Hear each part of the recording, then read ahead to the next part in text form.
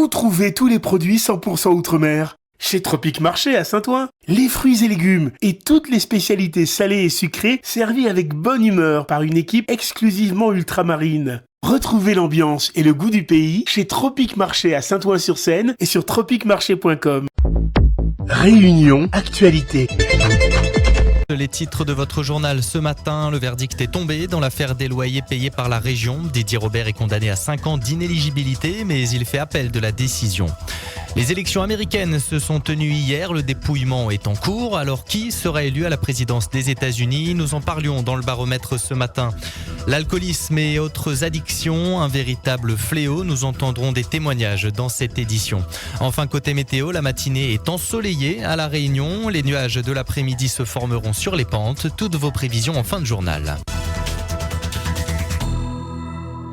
Le verdict est tombé dans l'affaire des loyers payés par la région de Didier Robert. L'ancien président de la région était à la barre du tribunal correctionnel. Christophe Damour a assisté au procès hier après-midi. C'était au tribunal correctionnel de Saint-Denis. C'est en colère que l'ancien président de région est sorti du tribunal correctionnel de Saint-Denis. Je vous rappelle que Didier Robert est accusé d'avoir menti sur le montant de son loyer pour sa maison de fonction. Une maison avec piscine située à la montagne, dans les Hauts de Saint-Denis, qui coûtait en réalité 2300 € par mois et qu'il a facturé à la région 2800 € par mois entre 2016 et 2020. Selon son avocat, maître Philippe Cressant, Didier Robert n'a pas pu se défendre correctement. Maître Cressant qui souligne que son client n'avait pas connaissance du rapport le concernant avant l'audience. Une personne qui n'a pas pu avoir connaissance de ce rapport avant même l'audience et qui n'a pas pu discuter de façon contradictoire et préalable à l'audience, des termes dans lesquels il allait être entendu, c'est-à-dire est-ce qu'il devait recevoir 70 ou 90 € par jour. L'ancien président de région a donc été condamné à 8 mois de prison avec sursis, 100 000 € d'amende et 5 ans d'inéligibilité. Didier Robert fera appel de cette décision. Bien évidemment, nous en faisons appel. L'appel est suspensif et nous nous retrouverons donc pour cette même affaire prochainement devant la cour d'appel. Didier Robert fera donc appel et devra de nouveau prochainement tenter de s'expliquer dans cette affaire des loyers payés par la région. Au tribunal correctionnel de Saint-Denis, Christophe Damour, Radio Freedom. Freedom, il est 8h passé de 34 minutes. Une information qui nous arrive à l'instant, ça concerne un danger sur le secteur de Saint-Louis, Gol Saint-Louis. Marie avec nous pour l'information. Marie, bonjour. Bonjour. Oui. Voilà. Il se trouve qu'il y a un godet de mini-pelle au milieu de la route. Un godet de mini-pelle. Oui, ils ont dû transporter un petit mini-pelle. Oui. Et le godet est tombé, ils ne sont pas aperçus que le petit godet est neuf et il est au milieu de la route. Waouh. Ah oui, mais ça, c'est du costaud, ça, hein, quand on parle de godet, là. Oui. Il veut aussi que la personne, s'il y a quelqu'un, la famille qui sait qu'il y a des personnes aux alentours qui transportent des godets sur leur camion ou quoi que ce soit, qu'ils puissent récupérer leur godet au Gol, que peut-être il ne s'est pas aperçu qu'il est tombé, parce que ça fait quand même du bruit, ça, quand ça tombe. Ah, certainement, oui. Voilà. Alors, dites-moi, dans quel secteur exactement du Gol Saint-Louis ? Gol Saint-Louis, en montant du Gol, quand vous montez sur la route principale du Gol. En montant la route principale, on tombe sur le godet. Voilà, on tombe sur le godet. D'accord. Il est sur le côté, le godet, ou complètement au milieu de la route ? Il est au milieu d'un petit... comment ça une intersection. C'est dans la route principale, mais aussi il y a une intersection qui peut gêner les gens aussi, parce qu'il est au milieu. D'accord.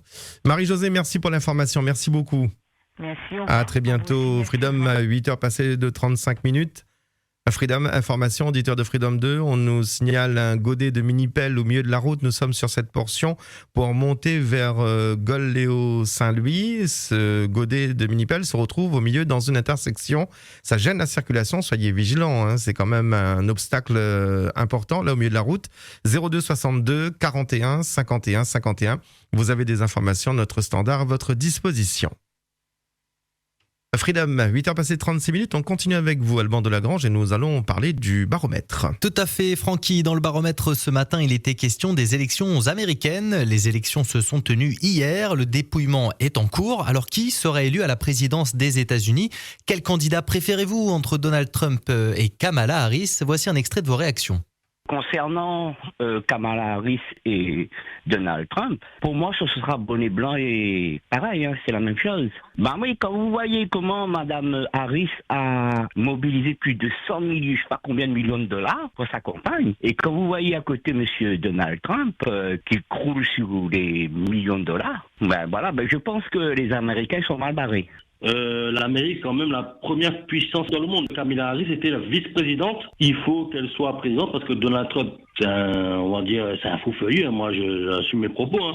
C'est un fou furieux. Donc, ça va être la première femme présidente de la première puissance mondiale au monde. Moi, personnellement, il ne fait pas moi rien, ces élections, parce que nous les Français, nous les emmerdés avec un président. Voilà, après le Donald Trump, s'il gagne, peut-être sera plus encore un autre Poutine. Ouais, lui aussi, il aura son mot à dire. Ça, là-dedans, il ne va pas rien qu'à dire. Je pense que les quand même un pied qui est temps. Donald Trump, ce que de monde peut-être oublie, le pauvre Vladimir Poutine, c'est un camarade, entre guillemets. Donc, si Trump il gagne, tout ce que notre cher président est en train d'investir en Ukraine là-bas, ça risque à retourner sur notre figure.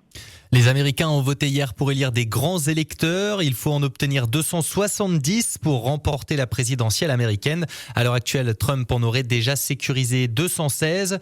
Kamala Harris seulement 193. Donald Trump fait donc à l'heure actuelle figure de grand favori pour remporter cette élection.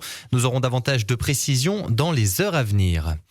Retour à Saint-Denis maintenant avec Farid Mangrolia, porte-parole du collectif Tous Dionysiens.